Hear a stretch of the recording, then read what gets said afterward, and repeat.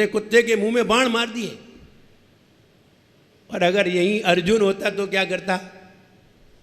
अर्जुन होता तो बाण कुत्ते को, बस यही अंतर है। अगर द्रोणाचार्य ने एकलव्य से अंगूठा लिया तो सही किया था, गलत नहीं किया था। और आप गुरु को गलत ठहरा रहे हैं। नहीं नहीं, गुरु कहीं भी गलत नहीं है, तुम्हारा सोच गलत हो सकता है। गुरु का सोच बहुत ऊंचा होता है, बहुत ऊंचा। जब राजकुमार जंगल में भटक गया और जंगल में भटकते हुए किसी एक गुरु ने उसे पकड़ लिया, शिष्य उसके पकड़ करके लाए, तो गुरु के पास लाए तो गुरु ने क्या किया? उसका राजकुमार का, जब राजकुमार घोड़े पे था तो गुरु ने राजकुमार को पकड़ करके मारा नहीं, इसकी एक उंगली काट दी, ये वाली उंगली काट के छोड़ दिया, जा अपने घर जा। गुरु ने राजकुमार की यानी राजा के पुत्र की उंगली काट दी और उंगली काट के उसे छोड़ दिया, जाओ अपने घर, मारा नहीं। हुआ ये, शिष्यों ने देखा तो शिष्यों ने कहा ये गुरु ने क्या किया? एक उंगली काट दी। उंगली काहे को काटी? काटते तो अच्छी तरह काटते, नहीं तो क्यों मारा? और ये राजकुमार का पुत्र है, फिर भी काट दिया। राजा के राज्य में रहते हुए भी राजकुमार के पुत्र की उंगली काट दी, ये तो बहुत खराब किया। अब गुरु चुपचाप रहे, कुछ बोले नहीं। हुआ ये, जब वह राजकुमार वहां से अपने महल की ओर गया तो बीच में डाकू मिले और डाकुओं ने उसको पकड़ लिया। और डाकुओं ने पकड़ लिया, डाकुओं ने एक व्यक्ति की बलि चढ़ाने के लिए, व्यक्ति को पकड़ के लाने के लिए कहा था, वो राजकुमार को ही पकड़ लाया। उसे क्या मालूम ये राजकुमार है? उसने तो पकड़ लिया और बलि चढ़ाने के लिए जब ले गया तो इसकी एक उंगली कटी थी। उंगली कटी होने के कारण उसकी बलि नहीं चढ़ाई गई। बोले बलि उसकी चढ़ाई जाती है जो सांगो पांग होता है। बाद में पता चला कि उसने उंगली क्यों काटी थी। उसे मालूम था कि आगे डाकू हैं और डाकू इसे पकड़ लेंगे और इसकी बलि चढ़ा देंगे, तो उंगली काटने से इसकी बलि नहीं चढ़ाई जाएगी और ये बच जाएगा। हरे किसी में गुरु जैसा ज्ञान नहीं होता, इसलिए गुरु गुरु होता है। उसने द्रोणाचार्य ने अगर एकलव्य का अंगूठा मांगा था, बताओ सही किया था कि गलत किया था? बिल्कुल सही कहा था, सही किया था। तो लक्ष्मी यानी ऐसे मुनि महाराज जो दूसरों के मन की बात को जानते हैं, लेकिन सरल मन की बात को जानते हैं, कुटिल नहीं जानते।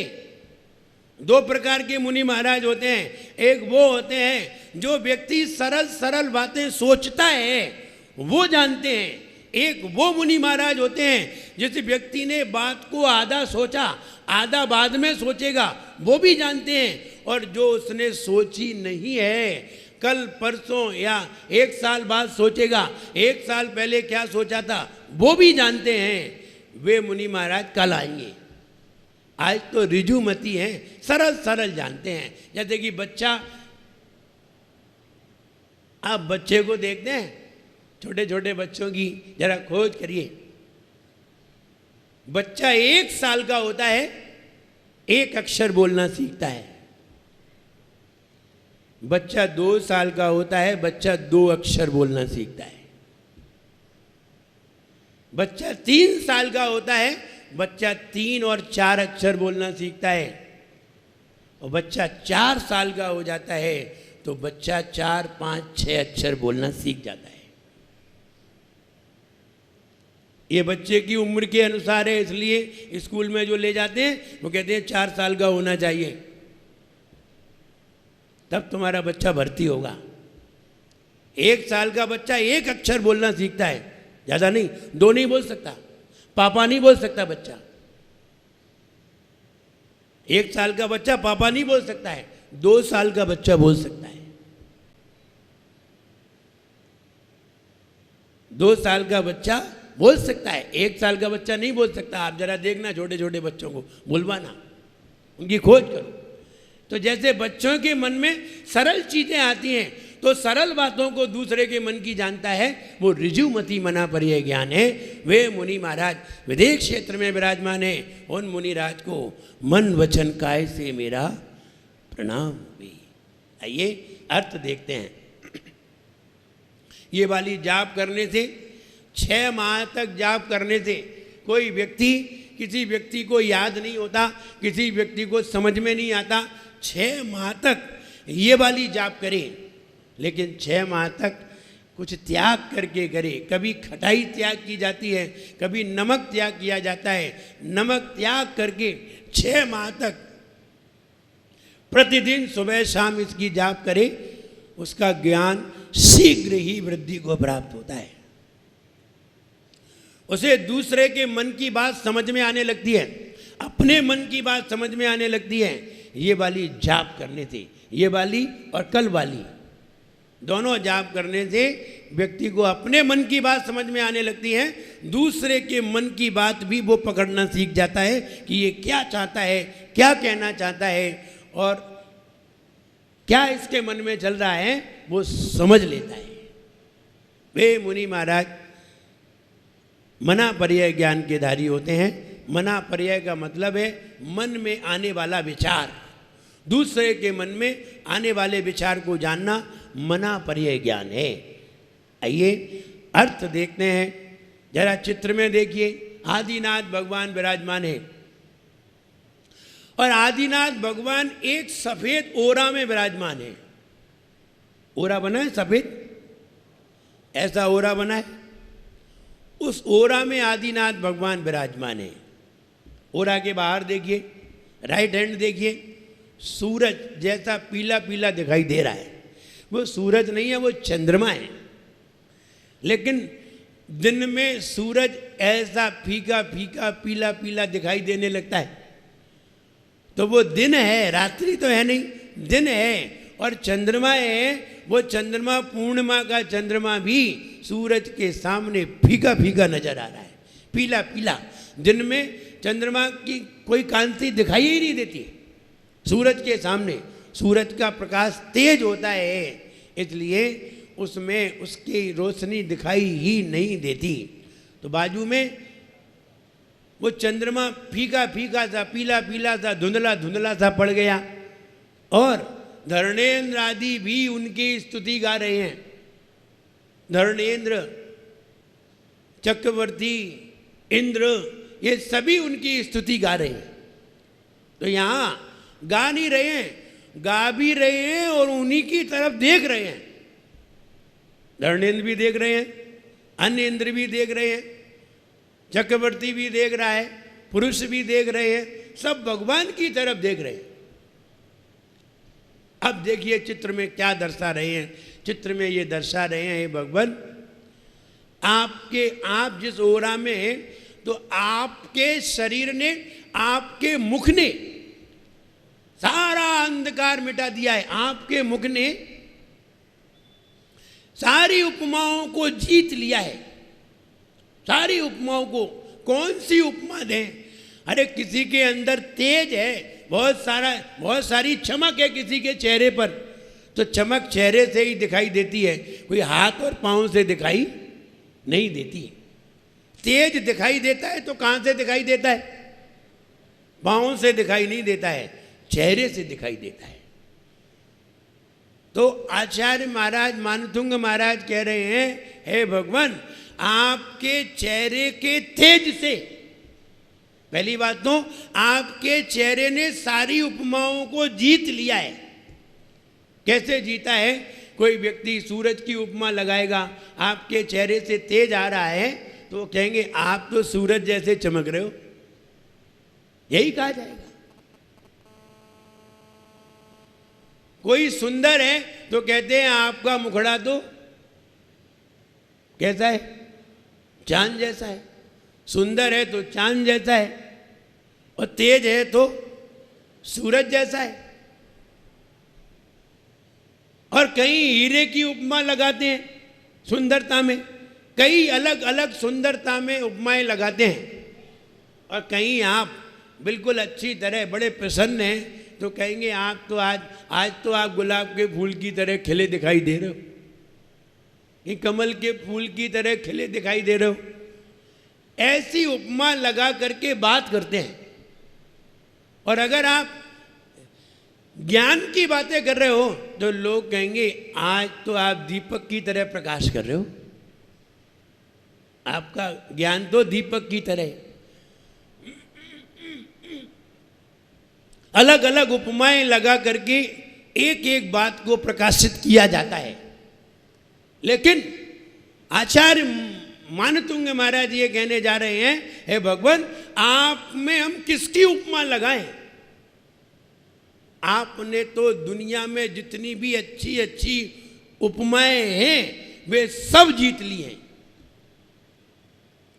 कोई भी उपमा आपके सामने नहीं लगती, आप उपमाओं से परे हैं। आप बताइए कौन कौन सी उपमा लगाते हैं? अच्छाई में किसी व्यक्ति की प्रशंसा करनी है तो कौन कौन सी उपमा लगा सकते हैं?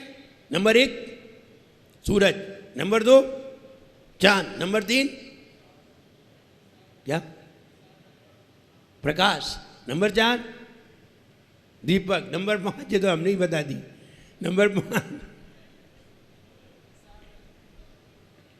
कौन कौन सी उपमा लगाओगे बताइए? किसकी? समुद्र की उपमा लगाओगे कि तुम्हारे अंदर तो अथाह ज्ञान है समुद्र जैसा, समुद्र की उपमा लगा ली। नदी की लगाओगे, नदी की लगाओगे, समुद्र की लगाओगे, सूरज की लगाओगे, चांद की लगाओगे, पानी की लगाओगे, अग्नि की लगाओगे, प्रकाश की लगाओगे, किस किस की उपमा लगाओगे? आपके पास उपमाओं की कमी पड़ेगी, क्योंकि आपको भी 20-25 उपमाओं से ज़्यादा याद ही नहीं होंगी। बताओ तो कौन कौन सी उपमा याद है, हम देख तो ले। 20-25 उपमा याद हो यही बहुत है। और कहते हैं हे भगवान आपका मुख, आपके मुख ने सारी उपमाओं को जीत लिया है। आप समोज शरण में विराजमान हैं तो धरने इंद्र वगैरह आपके दर्शन करने आए तो आपको देखते ही रह गए। क्या दर्शन है आपका, बिल्कुल शांत बैठे हुए हैं, आनंदित हैं, जरा सा भी कहीं चेहरे पर दुख नजर नहीं आता, बिल्कुल शांत मुद्रा में विराजित हैं, तो आपको व्यक्ति देखते ही रह जाए। ऐसा भी कोई होता है? कोई व्यक्ति बिल्कुल शांत चुपचाप बैठा हो तो आप देखते ही रह जाएं। एक हम हैं दिन भर इधर उधर घूम रहे हैं, जरा सा भी बैठने का मन नहीं बना रहे हैं, और एक ये है बिल्कुल शांत बैठा हुआ है, देखते ही रह जाए, आश्चर्य मुद्रा में आ जाए। आश्चर्य, जब कोई आश्चर्य के कार्य करते हैं, जब कोई टैलेंट दिखाते हैं तो व्यक्ति देखते रह जाते हैं, आश्चर्य करते हैं। लेकिन ये छोटा आश्चर्य है, बिल्कुल शांत बैठना, आंख बंद करके घंटों बैठे रहना, ये बहुत बड़ा आश्चर्य है। लोग दूसरे आश्चर्य दिखाते हैं, और अगर ये वाला आश्चर्य दिखा दिया जाए तो मुझे लगता है इससे बड़ा कोई आश्चर्य नहीं है। वे कलाओं का आश्चर्य दिखाते हैं, लेकिन वे ज्ञान का आश्चर्य कभी दिखाते ही नहीं है। और जरा सी कोई बातें बता देते हैं, यही बहुत बड़ा ज्ञान समझते हैं। अरे शांत बैठना ही सबसे बड़ा आश्चर्य है, ये कोई कम है? व्यक्ति डॉक्टर पे पहुंचा अपनी पत्नी को लेकर के, और उसने कहा भाई साहब मैं बहुत दुखी हूं। बोले काहे से दुखी हो? बोले मेरी पत्नी 3 दिन से बोली नहीं है, मेरी पत्नी 3 दिन से बोली नहीं है, इसकी पता नहीं आवाज चली गई है। तो डॉक्टर ने उसकी पीठ पे हाथ रख के कहा तुम बहुत भाग्यशाली हो, ऐसी पत्नी हर किसी को नहीं मिलती,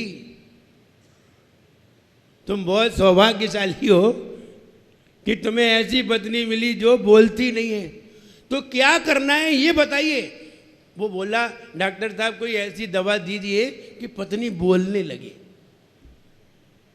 बोले बस? बोले हाँ। बोले चलो आ जाइए।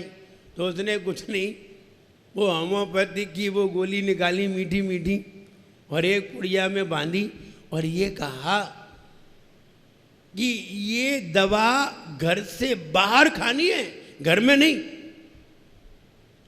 और रात्रि के 12 बजे बाद खानी है, पहले नहीं, और घर के बाहर खानी है, घर से 1 किलोमीटर दूर खानी है। ठीक है।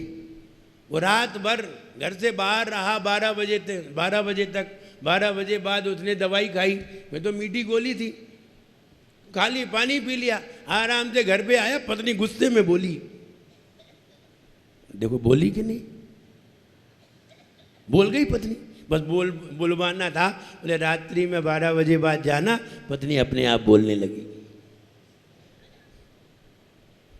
वो भी एक युक्ति है। अब उसने वो दवाई दी, वो तो पागल बनाया, लेकिन रात्रि में 12 बजे बाद भेजना था घर पे। तो 12 बजे बाद गया, पत्नी खूब जोर से चिल्लाई, बोले डॉक्टर साहब आपने क्या बढ़िया दवाई दी। पत्नी तो एक ही दिन में बोल गई। बोले हाँ, वो पेटेंट दवा है। तो कहने का मतलब कि बोलना भी। तो यहाँ हम ये बताने जा रहे थे कि वहाँ जो इंद्र आदि हैं वो देखते रह जाएं। बोलने से ज्ञान नहीं होता, बिल्कुल शांत बैठना भी एक बहुत बड़ी कला है। इसलिए शांत बैठना भी। लेकिन यहाँ आदिनाथ भगवान दिखाई दे रहे हैं, वो कह रहे हैं आपके मुख ने इतना बढ़िया सफ़ेद ओरा बना दिया है, जहाँ कहीं भी अंधेरा का नाम नहीं है, तो आपके मुख ने सारी उपमाओं को जीत लिया है। कहते हैं वक्त्रम को ते, हे भगवान, वक्त्रम माने मुख, को माने कहाँ, ते माने आपका, कहाँ आपका मुख। सुर नरो रग, सुर माने देव, नर माने इंद्र, उरग माने धरणेन्द्र, और तीनों वहाँ हैं, तीनों चित्र में दिखाई दे रहे हैं, धरणेन्द्र, नर और इंद्र। नेत्रहारी, वे अगर आपको देख लें तो देखते ही रह जाएं, नेत्रों को आकर्षित कर लेते हैं। कहाँ आपका मुख सबके नेत्रों को हरण कर रहा है।